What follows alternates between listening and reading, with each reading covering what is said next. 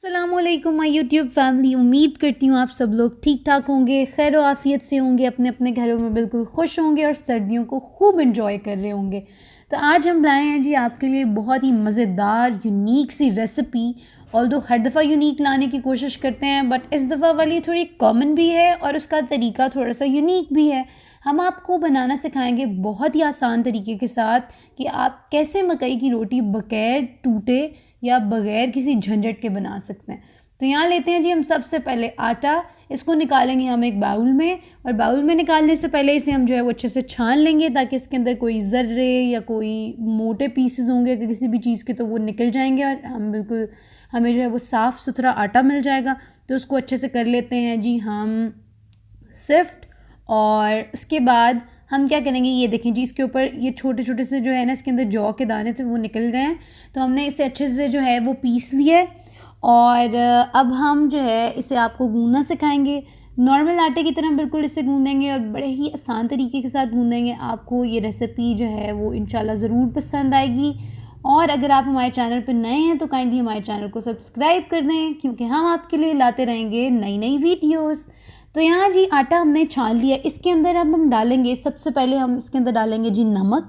Oil आपने नहीं डालना है, आपने इसके अंदर नमक डालना है। नमक डालने से क्या होगा कि आटे के अंदर थोड़ा सा टेस्ट डेवलप हो जाएगा और ये जो है ना बड़ा अच्छा सा इसका टेक्सचर हो जाएगा।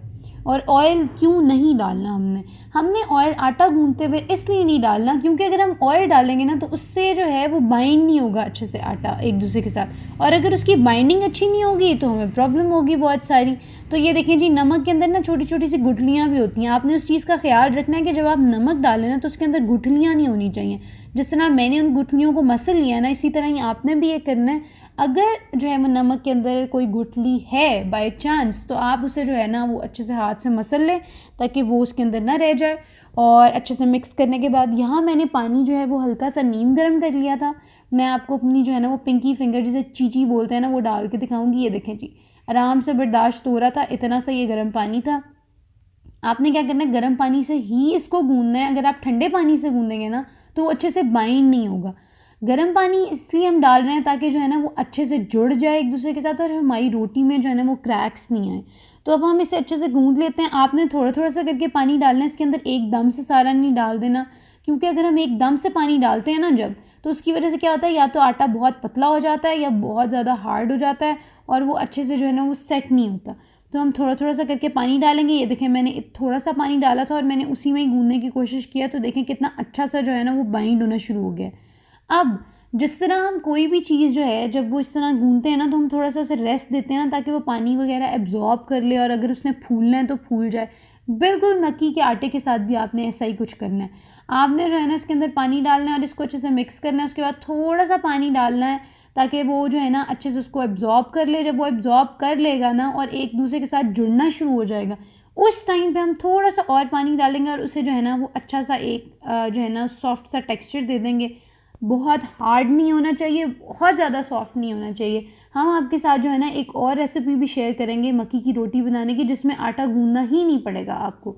तो यहाँ देखें जी मैंने इसको अच्छे से जो है वो बाइंड कर लिया एक दूसरे के साथ। हाथ से ही आपने जो है ना अपनी पाम के साथ जो है ना हाथ की हथेली का जो पिछला हिस्सा होता है उसके साथ आपने इसको दबाते हुए गूंदना है आटे को, और इसको जो है ना वो मसलना है आपने। हो सके अगर आप जो हैं वो बहुत ज़्यादा एक्सपर्ट हैं तो आप उंगलियों से भी कर सकते हैं। और हम इसको जो है ना वो अच्छे से, अब हमने जो है आटा गूंद लिया। अब आप देखें साइड सारी की सारी बोल की क्लियर है ना, इसका ये मतलब है कि हमारा आटा बहुत अच्छे से गूंद चुका है। तो ये देखें जी आटा यहाँ पे रेडी हो गया है बिल्कुल। मैं इसका छोटा सा गोला बनाऊंगी और इसको जो है ना वो रख दूंगी बोल के अंदर। तो अब हम आपको सिखाएंगे एक्चुअली कि देसी स्टाइल में जो है वो रोटी कैसे बनाई जाती है। आज ही हमने आपके लिए जो है ना एक छोटा सा जो है ना वो चूल्हा बनाया है छत पे, और हमने उसके अंदर ना जो जहान की लकड़ियाँ पड़ी हुई थी ना हमारी छत पे, हमने वो लगाई हैं। और आपको एक ज़बरदस्त सा देसी सा टच देने के लिए ना कि आपको वीडियो देखते हुए मज़ा आए, हमने ना वो किया ऊपर, और हम आपसे शेयर करेंगे। ये मेरी अम्मा ने यहाँ पर रखा है पुराना तवा। ये पुराना तवा हमारे घर पड़ा हुआ था, जो बहुत पहले हमारे घर तंदूर हुआ करता था, तो हम इस पे जो है ना वो आलू की भुजिया बनाया करते थे। तो ये मैंने रखा है। इसके ऊपर मैं अपना डायरेक्ट पैन नहीं रखूँगी, क्योंकि अगर मैं डायरेक्ट पैन रखूँगी ना तो वो नॉन स्टिक पैन है, वो ख़राब होने का खदशा हो सकता है। तो इसलिए उसकी सेफ्टी के लिए मैंने यहाँ पे जो है ना पहले मोटा जो है ना वो तवा रखा है, और उसके बाद अब मैं आपको दिखाती हूँ। ये मेरे पास है एक स्टील की प्लेट, इसकी छोटी छोटी सी किनारी है। अगर आपके पास ये प्लेट अवेलेबल नहीं है तो कोई प्रॉब्लम नहीं है, आप किसी भी प्लेट में बना सकते हैं। मेरे पास ये अवेलेबल थी तो मैं इसे ही यूज़ करूँगी। ये कपड़ा जो है ये आपको थोड़ा सा गंदा लग रहा होगा, बट एक्चुअली इट्स नॉट, क्योंकि मैं इस पर ऑलरेडी रोटियां बना चुकी थी। तो वो जो तवे के ऊपर हल्की हल्की सी वो कालक लगी हुई थी, वो इसको भी लग गई थी, तो उसकी वजह से ये थोड़ा सा ख़राब सा नज़र आ रहा था। आप चाहें तो आप मलमल का कपड़ा ले सकते हैं, आप कुछ भी यहाँ पे यूज़ कर सकते हैं। आपने कोई भी प्लेट जो लेनी है ना, उसके अंदर इस तरह कपड़ा बिछा लेना है, या तो उसे ऑयल से ग्रीस कर लें या फिर उसे पानी से ग्रीस कर लें, ये आप पे डिपेंड करता है। मैंने एक रोटी जो है वो ऑयल से बनाई है और एक जो है वो मैंने पानी लगा के बनाई है, तो दोनों का रिज़ल्ट बिल्कुल सेम है। तो यहाँ मैंने एक छोटा सा पेड़ा लिया और उसको मैं हाथ से जो है ना इस प्लेट में सेट कर लूँगी। अच्छा, ये जो किनारियाँ हैं ना, ये थोड़ी सी हेल्प इस तरह कर देती हैं कि किनारी जो है ना वो रोटी को प्रॉपर गोल शेप देने में हेल्प करती है। अब देखें जी, मैं जब इसको फैला रही हूँ ना, थोड़ा सा मेरा ज़ोर से हाथ लगा तो उसकी वजह से सुराख हो गया था, तो उसे मैंने दोबारा से फिल कर लिया। आपने इसके ऊपर ज़ोर से हाथ नहीं मारने।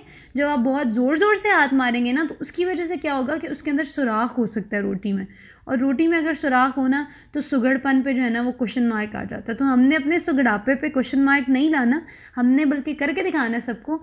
तो यहाँ जो है जी, मैं बहुत एहतियात से बड़े नाजुक हाथों से इसे उठाऊँगी ताकि रोटी जो है वो टूट नहीं जाए, और इसे बहुत एहतियात से जो है ना वो पैन में पलट दूँगी, और बहुत ही एहतियात से हमने इसका कपड़ा उतारना है, क्योंकि कपड़ा उतारते हुए अगर आप जल्दी करेंगे तो आपकी रोटी टूट भी सकती है। तो इस चीज़ का आपने ख्याल रखना है।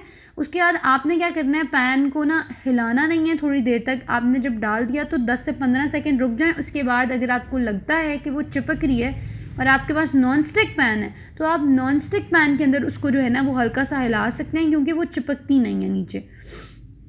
तो यहाँ जी जो है मैंने इसको अब रख दिया है। थोड़ी देर जो है मैं 3 से 4 मिनट इसको पकने दूँगी, क्योंकि वो जो है वो डबल चीज़ों से होती हुई हीट उसके पास आ रही है, क्योंकि मैंने बहुत मोटा सा तवा रखा हुआ है। तो उस वजह से जो है मैं इसको थोड़ी देर के लिए छोड़ दूँगी, 3 से 4 मिनट के लिए। और अगर आप डायरेक्ट जो है वो आँच पे बना रहे हैं, गैस पे बना रहे हैं, तो आप क्या करेंगे, आप इसे 2 मिनट के बाद ना, एग्जैक्टली 2 मिनट के बाद आप इसे पलट देंगे। तो ये देखें जी कितना अच्छा सा उसके ऊपर कलर आ गया। अब मैं ऑयल लगाऊंगी दोनों साइड्स पे। ऑयल इसलिए लगाऊंगी ताकि उसके ऊपर जो है ना वो हल्का हल्का सा वो जो ब्राउन ब्राउन से निशान बनते हैं ना वो बन जाएं, क्योंकि वो ना हो ना रोटी पे तो मज़ा नहीं आता, वैसे कच्ची सी लगती है रोटी। तो मैंने उसको जो है वो सिलिकॉन ब्रश की हेल्प से ऑयल सारा का सारा ग्रीस कर लिया है अपनी रोटी के ऊपर, और बहुत ही एहतियात से बहुत नरम हाथों के साथ आपने इसको पलटना है। अगर आपने इसको नरम हाथों से नहीं पलटा तो ये टूट भी सकती है, जिस तरह कि आप देख सकते हैं कि मेरी रोटी में क्रैक्स आ गए थे। अच्छा, इसको हम यहाँ पे ना फिक्स भी कर सकते हैं। आप इसको फिक्स कैसे कर सकते हैं कि आप थोड़ा सा आटा लें और वो लगा दें यहाँ पे हल्की सी पतली सी लेयर बना के। लेकिन मैंने जो है ना वो उसको ऐसे ही निकाल लिया था, और इसके बाद फिर मैंने ये दूसरी रोटी बनाई है। दूसरी रोटी बनाते हुए मैंने ध्यान रखा है कि मैं उसको जो है ना वो क्रैक्स ना आने दूँ। तो यहाँ जी जो है जी मेरी रोटी मैंने डाल दिया पैन के अंदर। ये थोड़ी सी जो है वो नीचे लग गई थी साथ में, क्योंकि मैं ऑयल लगाना भूल गई थी। ऑयल ऑलरेडी जो लगा हुआ था वही लगा हुआ था उसके अंदर। तो फिर मैंने उसको जो है वो चिमटा जो होता है ना उसके साथ मैंने उसको अलहदा कर लिया पैन से, जहाँ से वो चिपकी हुई थी। तो आपने इस चीज़ का ख्याल रखना है कि आप जब इसे पलटना है ना आपने, वो सबसे इम्पॉर्टेंट है। मक्की की रोटी बनाते हुए या किसी भी आटे की जब आप रोटी बना रहे हैं ना, पलटना सबसे ज़्यादा इम्पॉर्टेंट है।